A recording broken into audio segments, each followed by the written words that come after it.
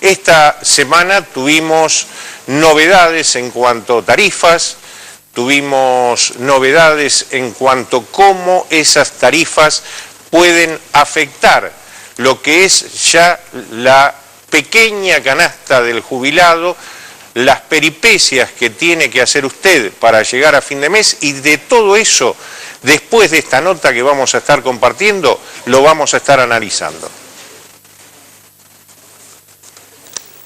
Acá vemos, por ejemplo, la primera tarifa para un consumo promedio de 83 kWh por mes, el R1, que son aproximadamente, en el caso de Denor, 27% de los usuarios. Hoy está pagando 14 pesos el que tiene subsidio, que es aproximadamente el 90% de la gente que es hoy usuaria de Denor, y 49 pesos quien no tiene subsidio.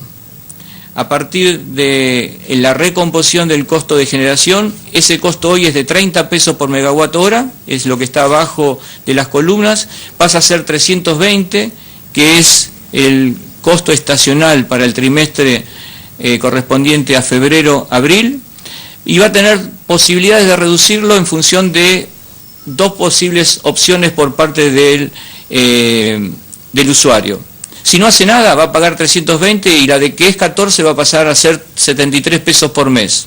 Ahora, si ahorra un 10% en su consumo eléctrico respecto del mismo mes del año anterior, en vez de estar pagando 320 como precio de generación, va a estar pagando 250. Y si en vez de ahorrar 10%, ahorra 20%, va a pagar 200 pesos por megawatt hora. Y entonces, en ese caso, la factura va a aumentar. En lugar de 14 pesos, va a ir a 50 pesos. Eso es para todos. Y bueno, ahí veíamos la conferencia de prensa del ministro Aranguren, planteando desde los aspectos técnicos el nuevo cuadro tarifario para todo lo que es consumo eléctrico. Realmente una gran cantidad de datos, de porcentajes, que a veces son difíciles de poder asimilar en cuanto a cómo esto va a incidir en la vida cotidiana del jubilado, en general de cualquier ciudadano. Pero estamos hablando de uno de los sectores tal vez más vulnerables de esta sociedad. Cuando hablamos siempre de jubilados, hablamos de casi 7 millones de personas. ¿Por qué? Porque involucramos jubilados y pensionados nacionales, pensiones no contributivas, que están en situación análoga, e inclusive ese 1,5 millones de pensiones asistenciales o no contributivas en una situación aún más difícil, ya que cobran un porcentual menor a la mínima de las jubilaciones del sistema. Y yo decía que hay que hacer un análisis más profundo, y tal vez debieran observarlo los funcionarios, que abstrayéndose de la cuestión política o de la ecuación económica, debieran tener presente lo que significa para un adulto mayor el uso de la energía, tanto la energía eléctrica como el gas, como a su vez otros servicios como referimos habitualmente a las comunicaciones. En el caso específico de la luz y el gas, que seguramente del gas vamos a estar hablando de una reactualización de tarifas próximamente, tienen en la vida cotidiana realmente mucha importancia. ¿Por qué? Porque no es suntuorio el uso de la energía eléctrica. Vamos a retraernos a lo que es nuestro invierno, lo que son las neumopatías, lo que son las complicaciones que generan el frío en nuestros adultos mayores. Es decir, los periodos de mayor morbilidad son aquellos que más utilización de esa energía debe darse. Debemos calefaccionar los lugares, debemos airearlos, debemos utilizar desde lo que es un aire acondicionado, un ventilador, es decir, una cantidad de elementos que recomendamos se tengan siempre presentes, se utilicen, no se escatime esa utilización,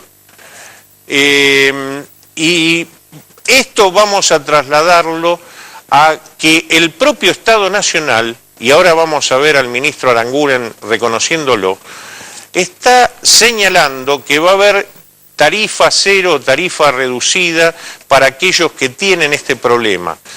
Pero esa tarifa cero es un reconocimiento también expreso, los abogados suelen llamar a confesión de parte, relevo de prueba, de precisamente que el haber del jubilado, del pensionado, no alcanza. Por eso la necesidad de mantener el subsidio para un sector de la población, y de esto nos va a estar hablando en su conferencia de prensa el ministro Aranguren. Compartámoslo. Pero va a haber una población que, en función de la identificación que hemos hecho con el Ministerio de Desarrollo Social, reciben lo que se conoce y lo que se instrumenta como tarifa social, que implica que los primeros 150 kilowatts hora por mes de consumo van a ser a costo cero. Y por lo tanto, esas personas, que ahora vamos a ver cuántas son en Edenor y Edesur, van a estar pagando exactamente que están pagando hoy. Sí, ahí nos daba un enunciado general al respecto el ministro, porque inclusive todavía al momento en el cual hoy estamos hablando, no se ha generado la reglamentación con la especificación de a quién le corresponderá. Se habla de aquellos que tienen dos haberes, su ingreso es hasta 2 haberes mínimos, por lo menos así se planteó en la conferencia de prensa. Sin embargo, hay que tener en cuenta que esto puede generar una cantidad de dudas e inequidades. Yo me pregunto, si hay una persona que cobra una pensión mínima, actualmente 4.200, alrededor de 5.000 en marzo, pero a su vez vive con su marido, su esposa, que tiene un importante puesto en una empresa y gana una suma en relación a la importancia de ese puesto. ¿Va a ser contemplado el subsidio? O si viven dos jubilados que ganan la mínima y uno de ellos en esa suma excede por un peso esa mínima, ¿va a ser contemplada esa situación? Es decir, estas son las dudas y las inequidades que siempre se plantean cuando se habla de subsidio. Y refiero esto ¿por qué? Porque se está hablando de que va a afectar esta medida alrededor de 4.400.000 hogares, y que a su vez quienes van a estar exceptuados vía el subsidio que anunciaba recién el ministro son alrededor de 900.000.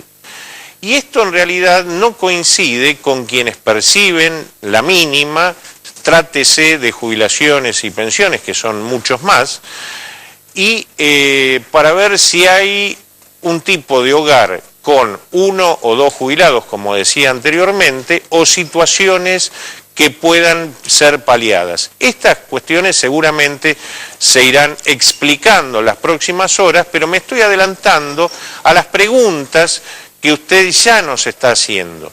Está conmigo el doctor Farina, que nos quería acotar algo al respecto. Buen día. Sí, me parece muy importante que vos marcaste con respecto a las enfermedades, la necesidad de tener estos servicios y justamente hacer un relevamiento para aquellas personas que lo necesitan. Vos fíjate que en mi etapa de médico asistencial yo concurría a domicilios donde no tenían la posibilidad de tener gas, entonces solamente se manejaban con electricidad, para lo cual es importante lo que vos decís.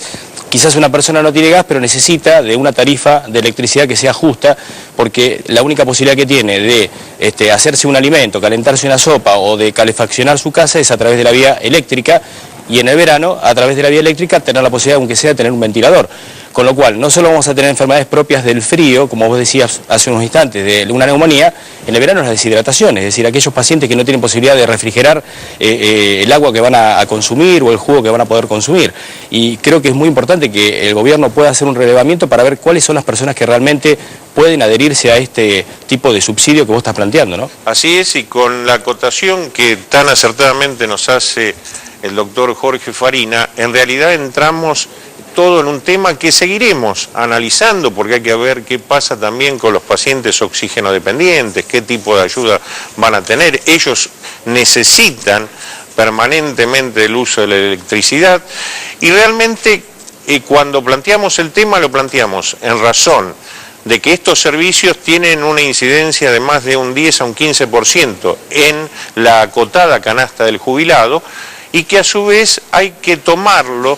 Nosotros no entramos en consideraciones políticas o económicas, si antes era barato, ahora es caro, si el anterior gobierno, el actual gobierno, lo que estamos señalando es la importancia y la delicadeza con la cual hay que abordar este tema tomando todas estas cuestiones que hoy por lo menos las estamos titulando para ver cómo en la futura reglamentación se van zanjando y así podemos llegar a vivir armónicamente en jubilados que hoy se ven afectados por aumento de las prepagas, de los medicamentos, de las locaciones, realmente una cantidad de cuestiones muy básicas que afectan a quienes hoy están ganando poco más de 4.000 pesos.